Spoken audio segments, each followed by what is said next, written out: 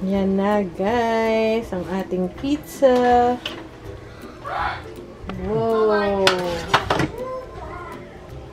Yan na yung tomatoes na hugasan ko pati freeze. Ayan pa, pero unahin ko muna yung sa pizza na mga ingredients. Para magamit nyo yung seeds is kailangan siyang patuyuin muna. So, tatanggalin muna siya dito sa mga nakadikit na laman.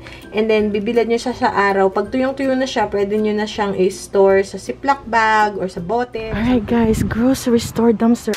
So, ngayon naman, may bulaklak purple. Oh. Kunin na rin natin. Oh my goodness. Ang dami kamatis, guys. Okay. Ito pa, kamatis. Ito pa. Okay, buhatin ko lang.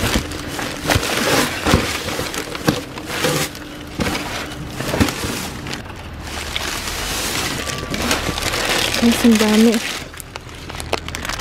Malamig pa guys yung cauliflower. Oh.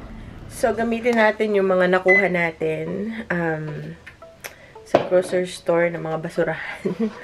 Okay. And, so, for breakfast is yung blueberries na hinugasan natin kagabi.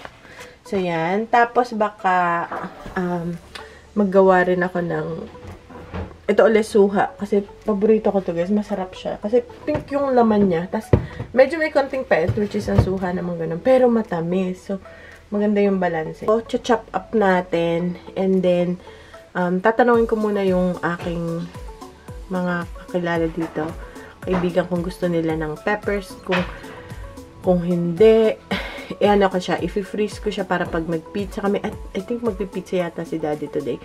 So, para sa pizza, and para ma-save natin for pagkailangan, dudukot lang sa freezer. Okay? Ito yung mga tomatoes na magtatatawag ako today. And, tingnan ko kung kailangan nila or gusto nila. Tapos, kung ano yung matira yung i-freeze ko. Yung dumpster flowers. Ano sa fresh pa yung ano niya, oh. At saka, hopefully, bumuka pa siya. Ganyan. Ayan, oh, ang ganda ng ating dumpster flowers. And then, may powder siyang kasama. So, nilagyan ko lang. Ayan. Tapos, ito yung tira ng mga fruits na sa kahon. Kaya lang loose siya. So, lalagay ko siya sa compost. Pero this time, gagawin ko siya guys na fertilizer. Yung pang spray. May napanood ako sa YouTube. Kakatin mo siya. Tapos, lalagay mo sa garapon kasama ng molasses. Tapos, parang fermented fruit. Yun yata yung tawag doon. Na fertilizer, pampabunga, pampabulaklak sa mga halaman. So, yun yung gagawin ko. Kakatin ko lang to. And, lagyan sa garapon. Tapos, meron din akong nakuhang molasses nung 2 years ago sa dumpster na nahanap ko siya sa ilalim ng cabinet. So, yun yung ilalagay natin instead na sugar. Pero, kung wala daw molasses, pwede rin na sugar lang. Tapos, ferment lang. Ganon, lagyan din natin ng saging. Any matatamis na mga prutas. Okay guys, so pasok ko to. And then, umpisahan natin. Ito yung apple na hindi na pwede. So, anything daw na matatamis.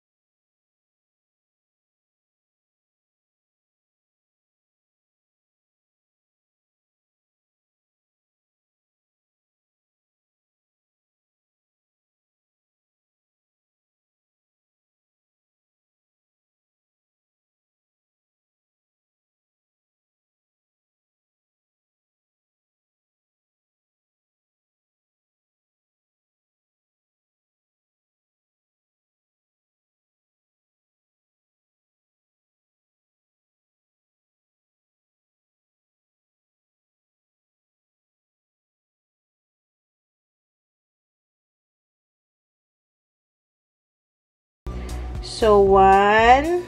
Actually, meron tayong 4 na bote. Okay. Alright. Okay.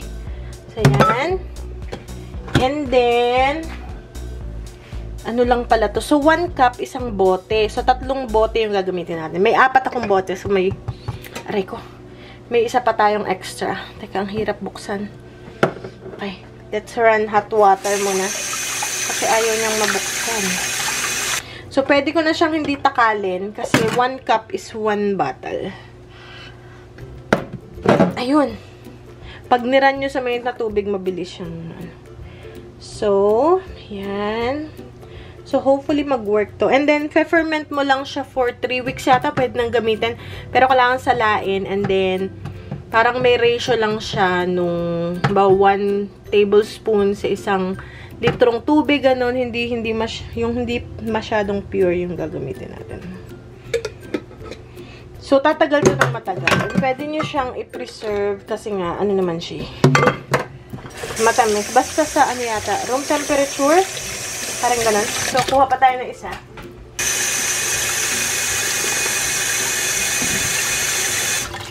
Okay. Kailangan i-run sa tubig. Yun, mas madali talaga. Alright. So, 3 cups. Hindi ko alam kung tama yung ginagawa ko, pero okay lang yan. Kasi actually daw, sabi yung molasses alone, pwede nyo siyang spray, i-dilute nyo lang sa tubig.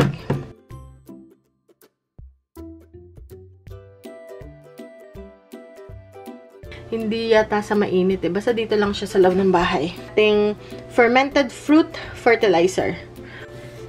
Pampabunga and pampabulaklak. Ayun. Okay. Pero baka to kailangan to ni Daddy. So, half-half lang. Okay, guys.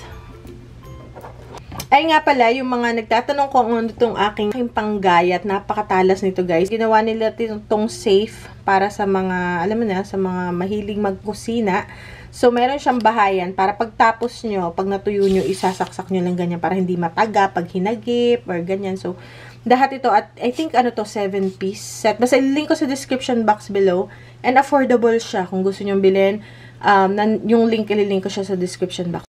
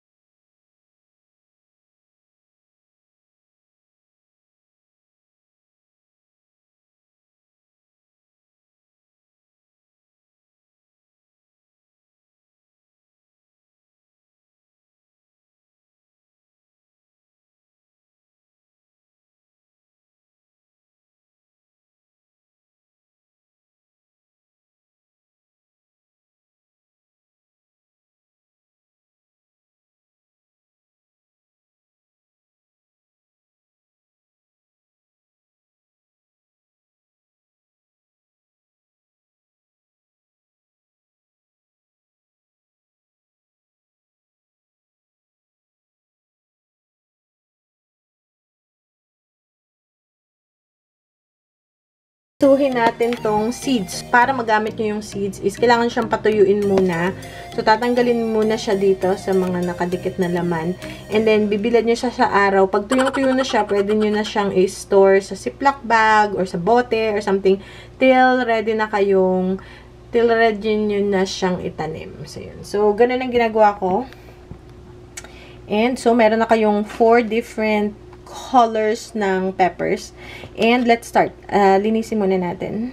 And then, ibilad natin sa araw.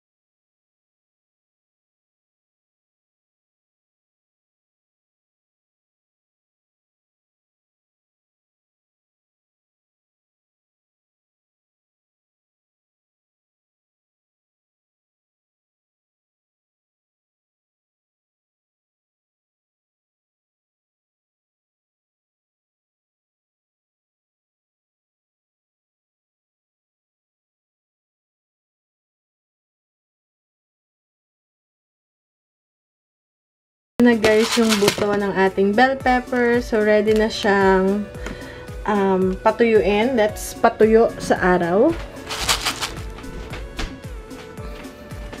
Okay, so buti may araw. Ang ginagawa ko lang is, iniiwan ko lang siya dito. Make sure na hindi uulan o hindi matatagso ng mga bata o ng pusa. And then, pag hindi umulan mamayang gabi, bukas ko na yung kukunin and tuyo na siya, hopefully. Or kung hindi pa, or pwede nyo siyang i-air dry lang sa loob ng bahay. Ayan guys, that's it. Alright, so hindi pa tayo tapos dahil magagawa pa tayo ng pizza. And then next naman na ating hihiwain is yung nakuha natin sa, alam nyo na kung saan, sa dumpster. Ito yung kagabi na nakuha natin. So yun, shiny pa siya. Tinanggal ko yung first skin, yung parang paper skin niya. So, yan. And mamaya na lang yon. And, kasi kailangan ko muna maglinis ulit ng bahay. Umuwi na si kuya kasi galing sila dun sa playground. And, anyways, so yun yung pinagtabtaba natin as usual. Sa compost pit na naman yan pupunta. And, nga pala, nagawa ko ng dough. Hindi ko na napakita. Pero, ano lang yung yeast and parang warm water. Tapos, ganun lang. Tapos, ayan lang. Tapos, nag-double in size na siya. So, ready na siya. So, hinihintay ko lang si daddy kasi si daddy yung magagawa ng pizza natin. Natatandaan niyo ba guys yung kamatis natin? So, meron ako dito na 2 bag. Ito, ayan. Tsaka ito pa. Ito, meron na akong kinontak na kaibigan namin. Pipick upin niya yan sa Lunes. So, ipapamigay natin yan. And then, the rest, ito guys yung the rest. Pero kulang-kulang daw. Kasi pinili ko yung pinakamagaganda. Ito yung sa amin. Yung lilinisin ko right now. Yung natira sa amin. And, lilinisin and i-freeze din natin siya. So, yan. Minamasa na ni Daddy yung pizza dough. Yung ating crust pala. And then, kailangan ko ng, I need to chop-chop. Sauce. Sauce. Sauce pala, sauce. Yan na yung tomatoes na hugasan ko pati freeze. Ayan pa, pero unahin ko muna yung sa pizza na mga ingredients. So, ito pa lang yung na-chop-chop ko kanina. Next is ito, and then mushrooms, and then yung venison sausage na bigyan ng kaibigan natin. Yun nalalagay namin topping sa pizza. So, lagyan namin ng mushrooms, venison. Ito yung homemade venison sausage na bigay sa amin. So, kakating ko lang. Chop-chopin ko. And then, yun yung pan-topping sa ibabaw. And yun lang yata. Saka sauce and mozzarella cheese.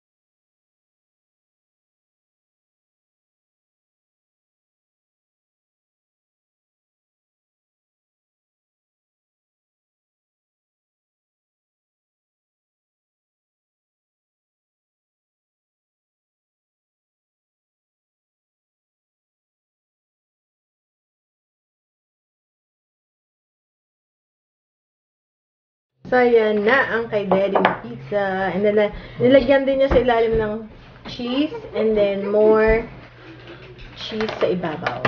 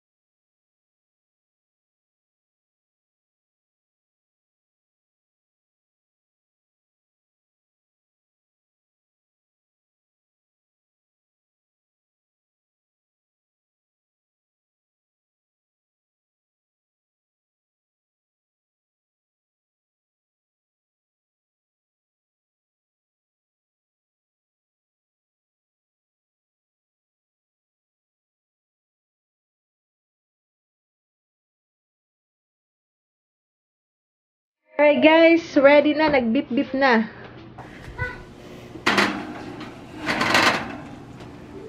Alright. I have to put one on the bottom and one on top and then rotate it after 10 minutes. Alright. 10 minutes and then we'll rotate it.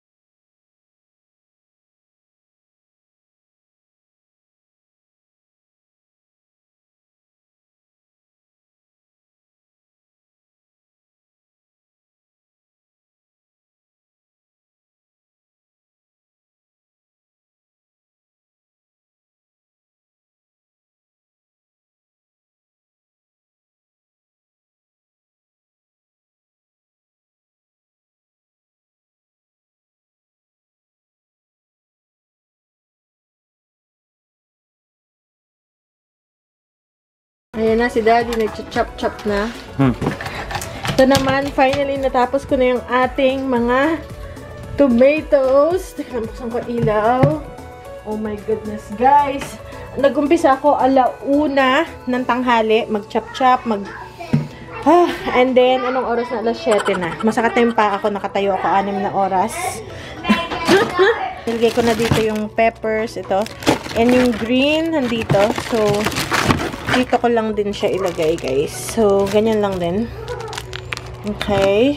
So, pag sinigang, meron na tayong tomatoes. Kung magigisa, so ganyan.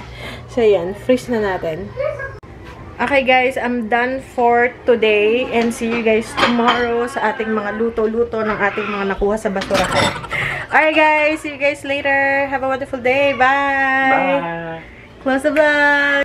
Bye. Have a wonderful day. Be yourself. Be natural. And have a wonderful day. Bye. Bye.